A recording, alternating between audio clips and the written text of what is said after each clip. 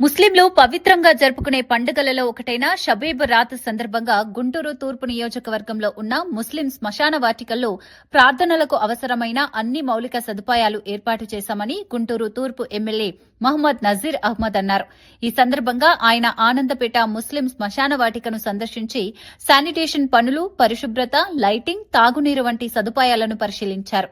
నగరంలో ఈరోజు సంగడిగుంట రెడ్ల బజార్ ప్రాంతంలో ముఖ్యంగా గత 2 సంవత్సరాల నుంచి అక్కడ ఉన్నటువంటి స్థానిక ప్రజల కోరిక మేరకు ఈరోజు స్టోన్ డ్రైన్ ని కట్టించడం, దాంతో పాటు అక్కడ ఉన్నటువంటి రోడ్స్ ను దాదాపు ₹1 కోట్లతో అభివృద్ధి కార్యక్రమాన్ని శంకుస్థాపన చేసుకోవడం జరిగింది. ముఖ్యంగా ఈరోజు పెద్దల పండుగ షబే బరాత్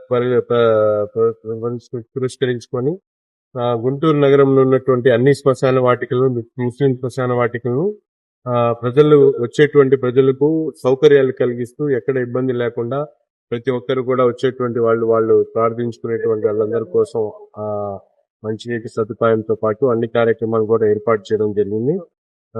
అంజుమన్ కమిటీ వారికి అలాగే స్థానికంగా ఉన్నటువంటి కార్పొరేటర్స్ కి ప్రత్యేకమైనటువంటి ధన్యవాదాలు.